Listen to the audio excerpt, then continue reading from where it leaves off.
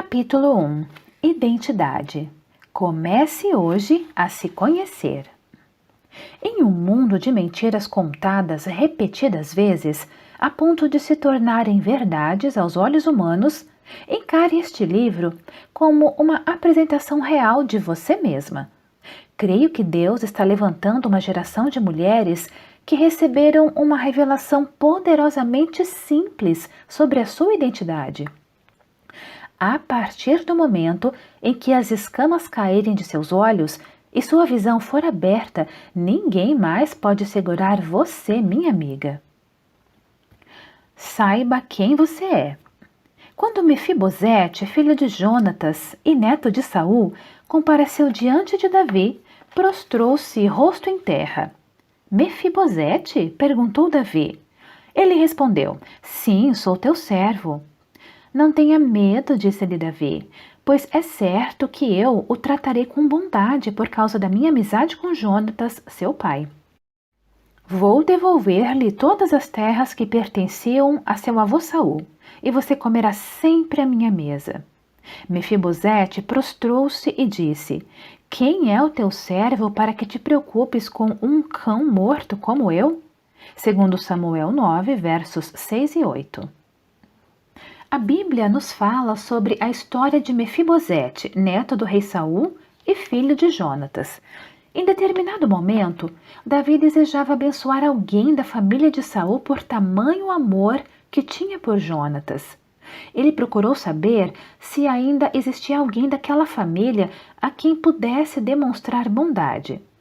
Um de seus servos relatou que Mefibosete estava vivo e morava numa cidade chamada Lodebar. O nome Lodebar significa lugar sem pastagens, lugar de miséria, lugar de esquecimento. Pense comigo, por que o neto de um rei estaria vivendo em um lugar assim? Por que ele não foi até o palácio para reivindicar seus direitos e privilégios como herdeiro do rei Saul, sem mencionar os seus direitos e privilégios como filho de Jonatas, que tinha uma aliança com o rei Davi? Segundo as leis em Israel, naquela época, quando duas pessoas faziam uma aliança, tudo o que cada uma delas possuía era colocado à disposição da outra. Elas teriam que ajudar uma outra e até lutar uma pela outra. A aliança se estendia por gerações para os filhos e herdeiros, mas Mefibosete, filho e herdeiro de Jonatas, estava vivendo na pobreza. Por quê? Porque ele tinha um problema de identidade. Ainda que soubesse de onde tinha vindo, quem era sua família, ele não conhecia o poder de aceitar a sua própria identidade. Anos antes, quando Mefibosete ainda era um bebê, chegou ao palácio a notícia assustadora de que Saul e Jonatas haviam sido mortos em combate. Ouvindo isso, sua ama fugiu com ele nos braços, temendo que Davi pudesse usar o menino para se vingar da maneira como havia sido tratado pelo rei Saul. Durante a fuga, a babá deixou Mefibosete cair. Por causa disso, ele ficou aleijado. Desde então, Mefibosete achava que era imperfeito, danificado, problemático demais para a realeza. Ele pensava que nunca seria aceito por causa de sua imperfeição. Muitas vezes nós nos sentimos assim. Acreditamos que não seremos aceitos apenas por quem somos, com nossas características e todos os defeitos que fazem parte da nossa vida. Gostaríamos que o contrato de sermos nós mesmas incluísse apenas as qualidades, assim seríamos aceitáveis. Afinal, como alguém tão imperfeito pode fazer parte da realeza de um Deus perfeito? Pensamos. Mas o que eu quero que você entenda é que nenhum defeito é capaz de mudar o sangue real que corre em suas veias. É hereditário. Assim que você nasce, recebe na hora. Sua autoimagem tem o poder de determinar o seu destino. A maneira como você se enxerga é essencial para definir o caminho que será trilhado. Quando Davi mandou chamar Mefibosete, este se prostrou diante do rei e demonstrou medo. Davi disse a ele para não temer, porque o rei apenas queria usar de bondade com o rapaz. Mefibosete, porém, respondeu que não era nada mais que um cão morto. Isso é o ápice de uma autoimagem negativa e destruída. Em vez de se ver como herdeiro do legado de seu pai e de seu avô, ele se sentia como alguém que seria rejeitado para sempre por sua imperfeição. Quando estamos nessa condição de olharmos para nós mesmas apenas como imperfeitas, só conseguimos olhar para o que está errado em nós e não olhamos para o que está certo em Jesus, Ele que é perfeito. O medo de não ser aceito e a vergonha por ter de lidar com as nossas imperfeições produzem uma vida amarga e infeliz. É como se tivéssemos sido libertas de uma escravidão eterna por Jesus, mas continuássemos vivendo como escravas. Acabamos nos esquecendo que Ele levou nossa inadequação e nos deu em troca a sua justiça. Você precisa compreender sua verdadeira identidade. É verdade que para a maioria das pessoas, esse processo não é naturalmente vivido ou aprendido desde a infância. Pelo contrário, passamos a maior parte da vida aprendendo a rejeitar a nós mesmas e a olhar minuciosamente para cada defeito que temos. A rejeição que já sofremos e o medo de sofrer outras não transforma, apenas multiplica os problemas. Quando, porém, há a aceitação da nossa identidade, podemos encarar a realidade e, depois de tê-la encarado, começamos a lidar com ela. Eu não conheço a sua história, é verdade, mas uma coisa eu sei. Se você possui uma autoimagem deturpada, provavelmente alguma figura de autoridade na sua vida sempre escancarava os seus pontos fracos, fazia comparações sobre você ou a fazia passar por situações de profundo julgamento, desencorajamento e vergonha. Como ninguém ou quase ninguém enaltecia suas qualidades, você passou a ter uma visão distorcida de si mesma. Preste muita atenção agora. Temos que compreender que somos maravilhosas, porque Deus nos fez assim. O Criador do mundo simplesmente não consegue fazer nada mais ou menos. O autor da vida não estava no meio da sua criação quando cansou e decidiu terminar de qualquer jeito. Pelo contrário, ele não descansou até criar uma obra absolutamente memorável, admirável e encantadora. Se você não acredita que é uma obra-prima, é porque na realidade ainda não sabe quem é. Benjamin Franklin disse: existem 3 coisas extremamente duras: o aço, o diamante e conhecer a si mesmo. É verdade.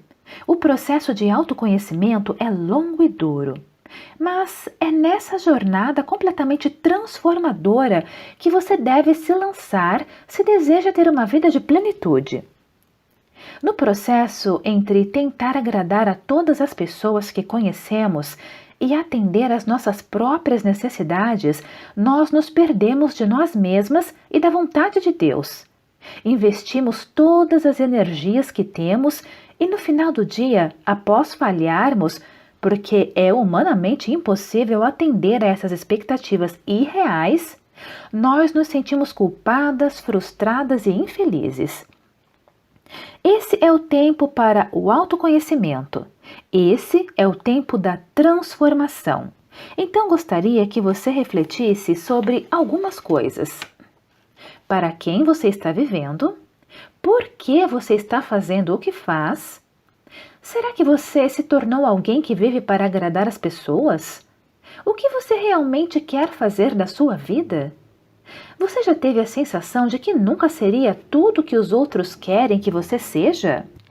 É uma tarefa árdua, não é mesmo? Não é simples encarar a si mesma com os seus sonhos e ainda enfrentar as expectativas que todos colocam sobre você. Então agora, acalme o seu coração e leia isto aqui. Ainda bem que você não vai conseguir ser quem todo mundo quer que você seja. Porque você não nasceu para ser quem os outros querem. Você nasceu para ser você. Deus a criou com esta missão, ser você mesma. O propósito da sua vida deve ser descobrir quem você é e ser bem-sucedida nisso. Ouvi certa vez: quando nos ocupamos tentando ser o que todo mundo é, fracassamos em ser nós mesmas. E é exatamente assim. Ou você tenta ser os outros, ou você é você. Quando você chegar lá no céu, Deus não vai olhar para você e dizer: minha filha, por que você não foi igual ao seu marido? Por que você não foi igual àquela pregadora? Por que você não foi igual ao apóstolo Paulo? Não. Ele vai lhe dizer: por que você não foi você? A verdade é que as pessoas sempre farão exigências e irão cobrar você. Mas o que você vai fazer em relação a isso é o que realmente importa. Quando aprendemos a ouvir a voz do nosso Criador, todas as outras vozes ao nosso redor tornam-se apenas coadjuvantes. Não deixe que o barulho de outras vozes atrapalhem você de ouvir a voz do Pai. Entenda a sua identidade, a sua direção e o seu chamado de acordo com o que o Senhor lhe diz. Lembra de Mefibosete? Mefibosete viveu de maneira inferior ao que tinha direito por muito tempo. Ele poderia desfrutar de todos os benefícios e encantos de um palácio, mas passou anos sendo enganado pela falta de entendimento da sua identidade. No entanto, tudo na vida dele mudou quando ele entendeu que não devia ser menos do que tinha nascido para ser. Na sua vida acontecerá o mesmo agora. Chegou o tempo de você encontrar em concordância com Deus sobre si mesma. Eu aprendi algo na minha vida. Só tem valor aquilo que valorizamos. Você já percebeu? Algumas coisas dependem de nós mesmas. Por isso, eu desafio você a valorizar a criação de Deus, que é você mesma. Cada uma de nós tem um caminho a ser percorrido. Calma, você não chegou ao nível máximo de perfeição que almeja. Mas posso dizer uma coisa? Você não precisa ser perfeita. Você precisa ser você. Mais à frente vamos falar especificamente sobre o filtro irreal da perfeição. Mas desde já, peço que você tire de si mesma o fardo de perfeição que carrega.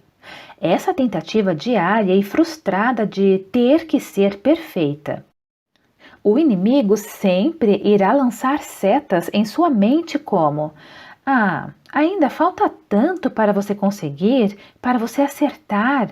Você nunca vai ser perfeita. Você nunca vai ser quem Deus criou você para ser.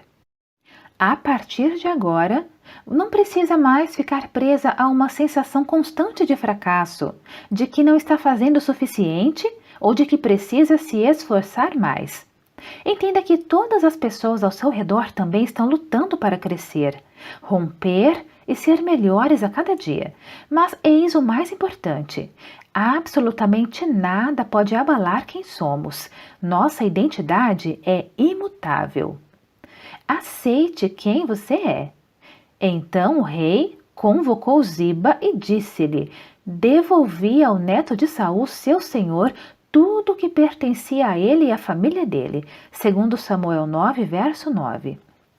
A maior parte das pessoas, principalmente do sexo feminino, se sente mal acerca de si mesma. Aceitar quem somos parece uma tarefa tão árdua que chega a ser considerada missão impossível. Observe o trecho da história de Mefibosete. Davi estava simplesmente lhe devolvendo tudo. Não é parte, é tudo. Em nenhum momento Davi questionou se Mefibosete merecia, se era digno o suficiente ou se havia realizado grandes feitos para receber todos aqueles presentes. Deus, por meio de Davi, foi lá e fez. Você já conheceu alguém que tem dificuldade em receber? Chega até a ser um pouco constrangedor quando damos um presente e a pessoa simplesmente não quer aceitar, não é? Precisamos ficar insistindo para que ela apenas estenda as mãos e aceite. Quando recebemos algo de Deus, na verdade, trazemos para dentro de nós o que Ele oferece. É um ciclo incrível.